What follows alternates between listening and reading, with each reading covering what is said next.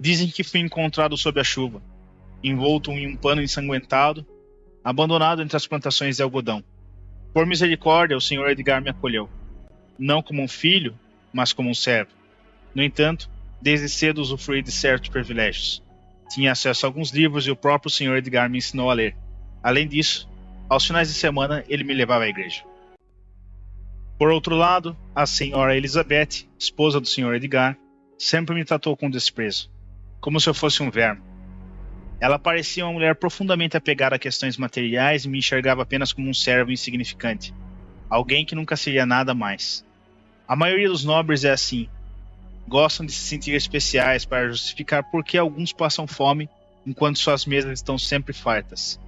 No fundo, acreditam que merecem mais do que os outros, mas temem, de forma ainda mais profunda, estarem errados. E se não forem realmente os mais inteligentes ou merecedores? E se alguém descobrir? E a Sra. Elizabeth sabia que eu entendia esse medo. Não posso deixar de mencionar a bela filha do casal, Elisa, que sempre me tratou com gentileza, embora seus verdadeiros motivos permanecessem um mistério para mim. Confesso que, em certo momento, me apaixonei por ela, nutrindo a ilusão de que eu poderia ser amado. No entanto, logo percebi que tal sonho era inalcançável para alguém como eu. Minha principal função como servo era cuidar do jardim da família, um lugar de grande apreço para o Sr. Edgar. No centro, havia um balanço pendurado em uma majestosa árvore. Às vezes, eu me sentava ali, balançando levemente enquanto admirava o céu, imaginando o dia em que talvez pudesse ser livre e viajar por terras distantes, aquelas que conhecia apenas através das páginas dos livros que lia. No entanto, as coisas não permaneceram tranquilas por muito tempo. Aos 19 anos, comecei a perceber uma crescente hostilidade ao meu redor, especialmente na pequena igreja que eu frequentava.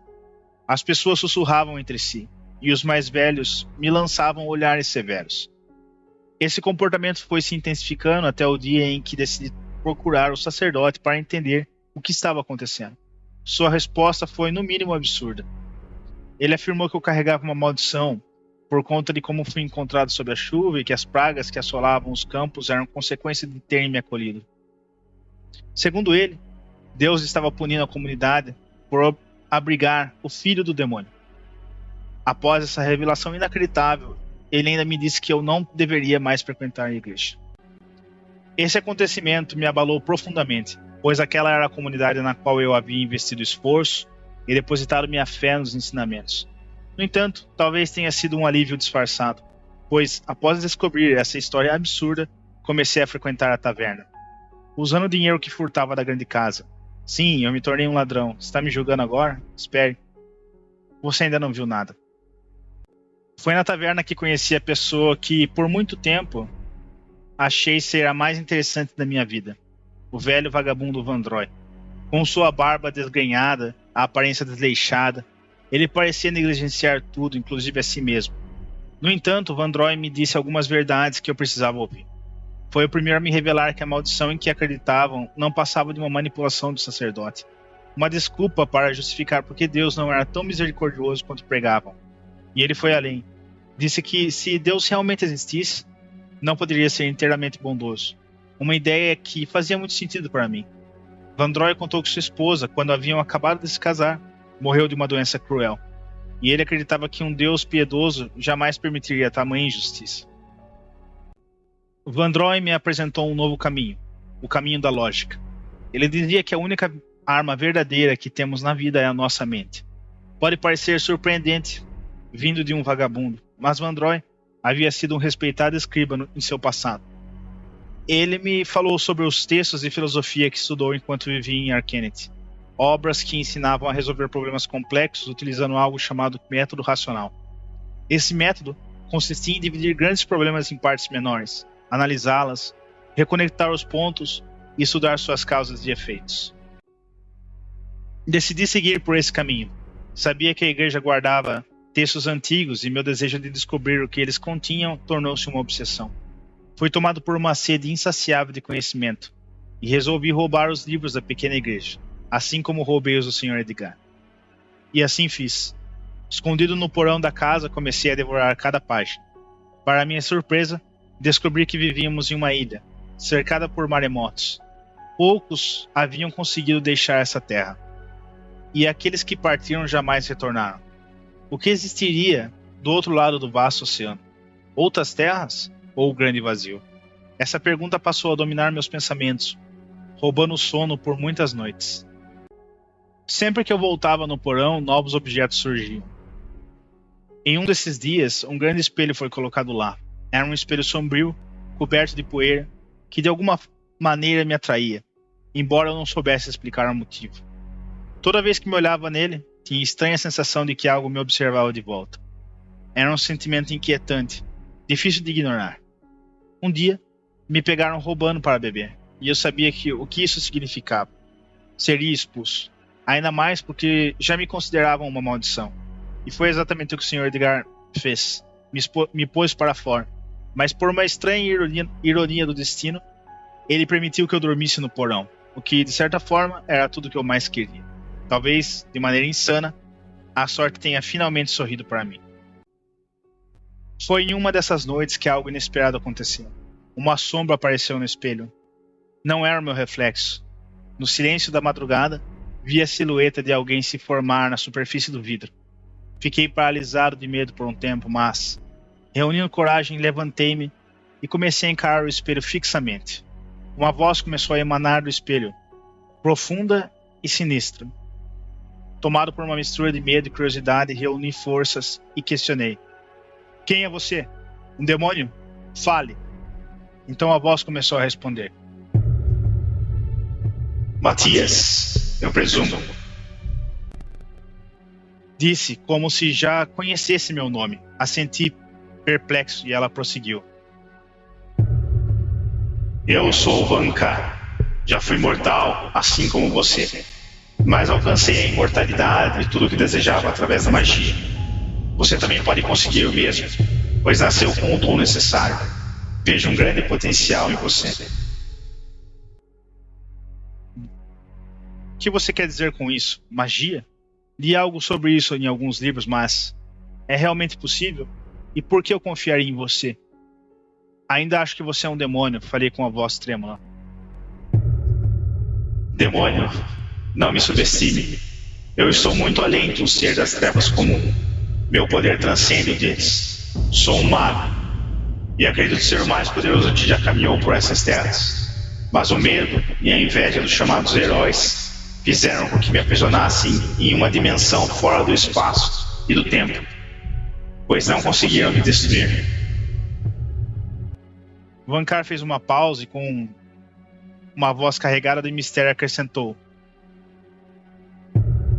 Tenho uma proposta interessante para você, caro Matias. Permita-me guiá-lo pelo caminho da magia. E em troca, você terá poder e riqueza. Tudo que eu peço em retorno é sua ajuda para que eu possa voltar ao plano físico. O que me diz? Por um instante a oferta pareceu tentadora. No entanto, logo percebi que poderia estar caindo em uma armadilha. E essa entidade misteriosa... E se essa entidade misteriosa estivesse apenas me manipulando para alcançar seus próprios objetivos? Era uma possibilidade muito provável. Então, com a firmeza que Vandroy sempre me aconselhou a ter em situações como essa, respondi com um decidido não. Tudo bem, meu caro. Não estou aqui para impor nada. Aceito sua decisão. No entanto, gostaria de lhe conceder um presente. A partir de hoje você terá a habilidade de ver os sonhos das pessoas. Use esse dom, ou maldição, para obter uma compreensão mais profunda de como o mundo realmente é. Nos dias seguintes, as palavras do espelho se confirmaram. Durante a noite, comecei a sonhar com os sonhos dos outros. E isso revelou que aquele lugar definitivamente não era para mim. Descobri que o Sr. Edgar me via como um filho, mas não poderia mais me apoiar. Sua esposa havia exigido que ele me expulsasse do vilarejo. E ele já estava decidido a fazê-lo em breve. Não fiquei surpreso, considerando o que eu fazia.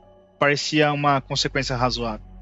O que realmente me abalou foi perceber como Elisa me enxergava, com o mesmo desprezo que sua mãe. Eu acreditava que ela gostasse de mim, e isso me deixou profundamente triste. Ao explorar o sonho de outras pessoas do vilarejo, percebi que a maioria me odiava, influenciadas pelas superstições que os sacerdotes espalharam sobre mim. Além disso, notei o quanto muitos eram ignorantes, obcecados por desejos carnais, ressentimentos e a busca da vantagem sobre os outros. Curiosamente, essas mesmas pessoas eram as que pregavam virtudes opostas quando estavam na pequena igreja. Com o tempo, meu desprezo por aquelas pessoas só aumentou. Antes mesmo que o Sr. Edgar tivesse a chance de me expulsar, decidi deixar o vilarejo por conta própria.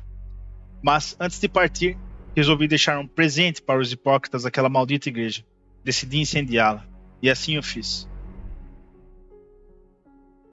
Os dias após iniciar minha jornada solitária foram tudo menos fáceis.